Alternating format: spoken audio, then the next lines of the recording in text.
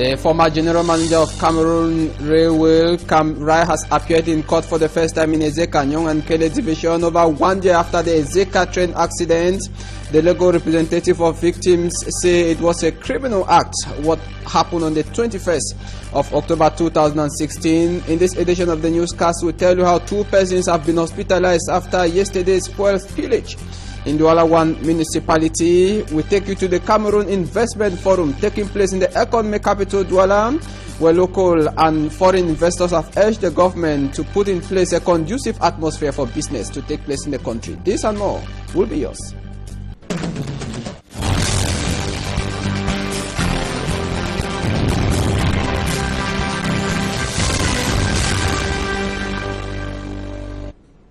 Good evening, I am Fwan Sinchanji. Thanks for joining me in this 6 p.m. primetime newscast on Equinox Television. We are broadcasting live from Douala, Cameroon, Equinox Central News Desk. I told in the top stories, though the toxic hydrocarbon smell that woke up residents of Ngodi around 2 a.m. local time Wednesday, that was yesterday, from slumber is gradually disappearing. About 2 persons have been hospitalized so far. A woman who was a pregnant lady who was hospitalized together with another lady. Our reporter Innocent Aze went back to the Ngodi neighborhood here in Akwa and came back with the following story. The pungent smell from the hydrocarbon chemical spillage that intensified and intoxicated the Ngodi quarter here in the Douala 2 subdivision early Wednesday is gradually diminishing. Visiting the area precisely, the Ngodi stream early Thursday, where the chemical assumed by part of the population to be fuel accumulated, nearby residents hinted us that the spillage had stopped.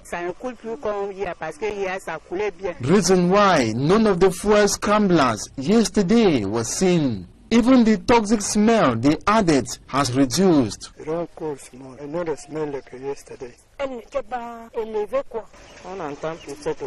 What they regret is the effect of the toxic smell on some residents after inhaling it.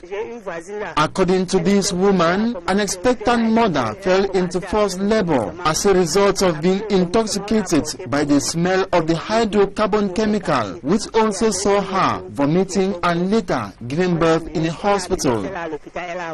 Kids also showed signs of discomfort. To Mr. Joseph, his daughter is currently being admitted in the hospital for health complications provoked by the bad smell. He himself has been weakened by the scent from efficiently walking. Still in fear, some of the women say they were and are still compelled to lit fire to prepare food late in the afternoon for fear it might spark off flames in the quarter.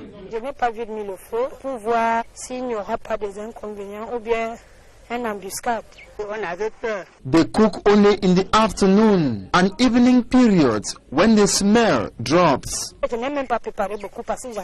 They equally fear food intoxication. The inhabitants of Ngodi Quarter still wish authorities take concrete measures to prevent the spillage of the liquid from a yet to be identified source, such that residents in the neighborhood will not be victims of a fire disaster like was the case in the locality of Sam in Yaoundé Central region few years ago that saw many lives perished. The former general manager of Cameroon Railway, Cam Rai, has appeared in court for the first time in Ezeka, Nyong and Kele division after the Ezeka train accident, which occurred on the 21st of October 2016, though the case has been adjourned. Legal representative of the victim said the incident was a criminal act by authorities of Cameroon. Details the following report. The epilogue of the Ezeka train accident is yet to be written. Over 1 year after the incident occurred, authorities of Cameroon Railway and legal teams of victims are still in court. Former GM Didier Van den Bong and his mate, who were absent during the first hearing, answered present Wednesday in Ezeka, Nyong and Kele division in the Central region. Nous remercions déjà le tribunal qui nous avait suivis We thank the court in Ezeka for making sure that the two accused answer present in the box to explain why they knew that the train was in a bad state but allowed it to transport that number of persons on October 21st. During the hearing Wednesday, the present GM pleaded not guilty as a victim. Now in Crushes testify together with an expert. The expert explains that the technicians knew about the technical nature of the train but allowed it to transport hundreds of passengers. A legal representative describes this as criminal act. The court session lasted for 7 hours and adjourned to a later date after lawyers demanded that families of those missing will have to appear in court to testify. Now we talk about the Cameroon Investment Forum, in which foreign and local investors have urged the government to improve on the investment landscape to enhance development and industrialization. They spoke to our reporter Babila Jonathan during the Cameroon Investment Forum ongoing in the economic capital, Douala. Babila? Investing in Cameroon remains an uphill task to both local and foreign investors. This is because of several setbacks plaguing the country's business climate. The challenges that we have at the moment is financing. Financing the promoters, financing the end users. The financing process is very slow and is very cumbersome. So if that bottleneck can be reduced or streamlined in a way, then I think that it would be a better way to have many people on the platform. For us as the diaspora, one of the key issues in terms of an enabling environment is tax incentives. If you examine what other countries have done in terms of their real estate, they provided tax incentives for any national who lives abroad who wants to bring in investment money into the real estate sector, for example. And that is why, in conjunction with NGN Homes, we're already going ahead by signing an agreement with a view to dialoguing with the authorities to assist in creating that enabling environment. And the tax incentive is one of them. And this is why the second edition of the Cameroon Investment Forum, taking place in Douala, is focusing on linking project promoters and technical financial partners for development of local industries and the attraction of direct foreign investment. We are here to tell foreign investors Cameroon has a development plan, an industrial development plan, which is in place and which they have to come aboard to see that this moves. We need to link investors to people who have palpable, concrete and bankable projects. We have done that. We have selected from 500 projects, we've selected about 25. These are local industries. They are local Cameroonian enterprises that we have selected. Local investors, notably those in the private sector, and foreign investors, including Cameroonians in the diaspora, are thus looking forward to a more favorable business climate that will guarantee and enhance the investments in different sectors of the country's economy. On our future page, traveling from Bokmakak in the Nyong and Kele division to Bumyebel is a veritable nightmare to commuters who have to brave the odds to travel with their goods to different localities. Our reporter, Catherine Kone, tells us in the following report that the locals are calling on the government to do something as far as the reconstruction of that road is concerned. The roads from Bokmakak in the Nyong and Kele division to Bumyebel is in a very bad state, especially when it rains.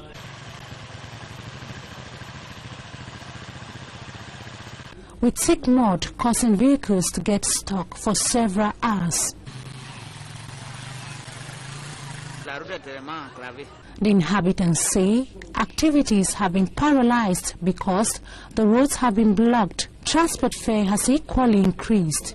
A distance of 18 kilometers, which they used to pay 1,000 francs CFA, but now they are obliged to pay 2,500 francs CFA. Cette entreprise-ci devait commencer les travaux depuis le mois de mai, juin, ne l'a pas fait jusqu'aujourd'hui. According to the DO, Post Alex Francis, the poor state of the road is blamed on the abandonments by some contractors who, after winning the contract to construct the roads, disappeared. He added that they are still unable to know the name of the contractors in charge. J'ai même pris la décision d'interdire la circulation de camions de plus de 7 tonnes. The dean of Botmarka went on to say he tried stopping the heavy-duty trucks transporting cocoa from using the stretch of roads, assuming they were the major cause of the bad roads.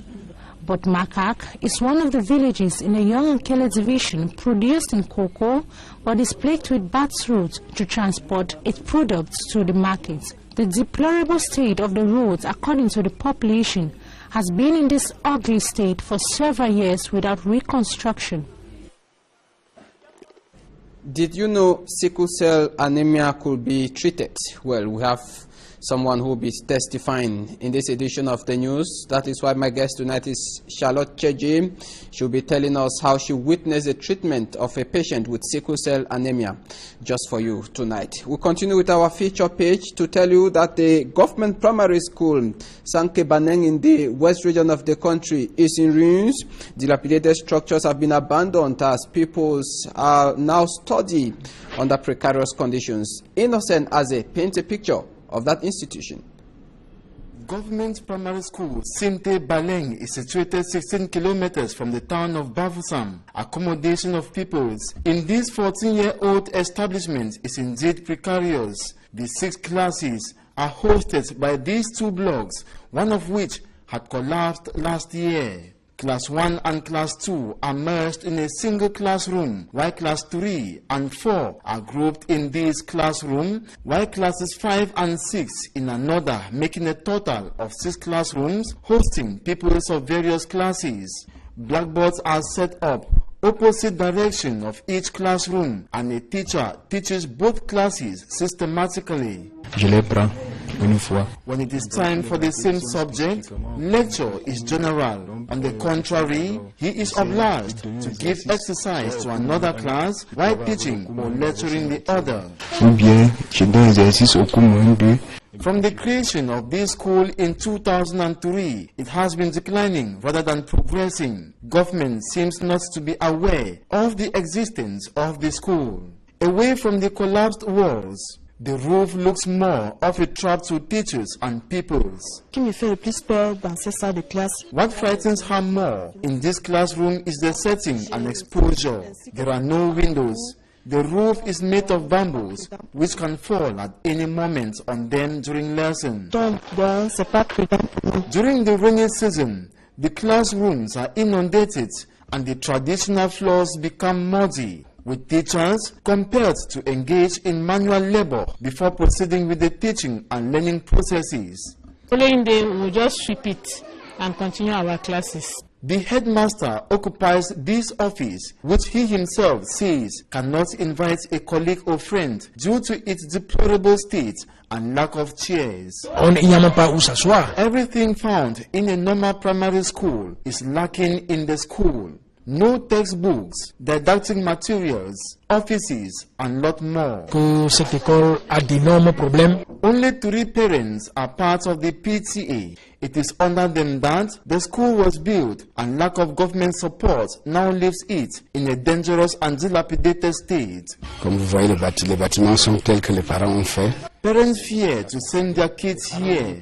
The number of pupils attending the school keeps dropping yearly, and there is fear government's primary school Sinte Baleng will in the nearest future become history.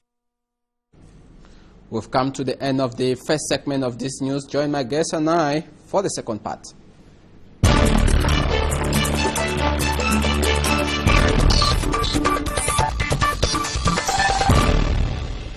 Good evening once again. My guest tonight is Charlotte Cheji. Good evening. Good evening, sir. It's a pleasure having you tonight. Nice to have me. On set now. We should say you are a nurse? I'm a secretary, medical secretary. Okay, but the same. You are I'm in the medical field. Now, what do you know about sickle cell anemia? Okay, what I know about sickle cell anemia is I have a daughter that she was born sickle cell, and she had, after 8 years that she was born, she had a bone marrow transplant, and she's been cured. It's been 7 years that she's been cured. So I just want to let people know that we have hope. Don't just lose hope, and give love to those kids, because most of parents, they believe, oh, after 21 years, after 18 years, they're going to die. No. Yes, but before we come there now, tell us what happened, how it happened with your daughter, that she was cured. Okay, what they did, the bone marrow transplant is to get the bone marrow from the siblings, which was a match. Because you have to, you go through the lab and they check the blood and see if the match is compatible. So then the patient receive the bone marrow from the siblings, which was a match for the patient. So that's how she get the cure. But we understand that it could be expensive. She did hers in the US? Yes, she did that so in the US. So what about the common Cameroonian who, a farmer in Cameroon who has a child suffering from sickle cell anemia? It's just to let them know that there is a hope somewhere. Maybe one day he will be able, doctors will be able to do that in Cameroon also. Because there are things that they never knew that they're going to do it in Cameroon, but now they are doing it. Just tell parents that there is hope. They should give love to those kids, and there is hope somewhere coming. So how was the procedure like with your child? Tell us the experience, how you felt, how the family felt. Yeah, the procedure was when she was born, she had crisis, which is the pain, the joint pain, and all the time she was admitted. And parents that when they have kids with sickle cell, they know what I'm talking about, because it's a disease that really is really bad for the kid. When the child was born, she was diagnosed with sickle cell, and the sickle cell is a trait from both parents, which is AS and AS. So you have a possibility to have a kid with sickle cell, SS or AA or AS. So out of 5 kids, you may have 2 kids with sickle cell. So that's how the disease goes. And in America now, they give cure for kids with sickle cell. Okay. So when did that happen? When did that begin? Is it it has been existing, or is it just something new? It's not new. It's been existing. It's just that people don't know that they have that is happening. So I just want to let them know that it's been happening. And when my daughter was 8, she had the chance to get the bone marrow transplant that year. It's been 7 years that she's been cured. How much did it cost you? I cannot tell you the price, because I myself, I don't know. The patient, she's an American, and she had the insurance given by the US. So I don't really know how much it can cost. Okay. Yeah. So now, when you discovered that sickle cell anemia could be cured, you thought of Cameroon.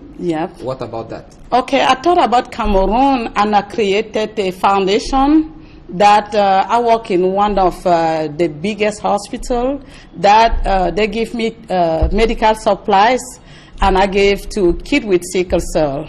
So last year in 2 years ago, I gave toys to kids with sickle cell at Centre Dépannositaire de la Quintinie. So I'm working through to help those in need, because I have the foundation, and what I do, I try to help those who didn't have the chance, like my daughter. So to share that pain that most of parents are going through. Will this help not be very useful? Will it not be concrete if you bring doctors who can treat sickle cell anemia to Cameroon? It's just the beginning, so I cannot just say I'm going to do it, but there is hope. I just started, and I think in the future it may happen.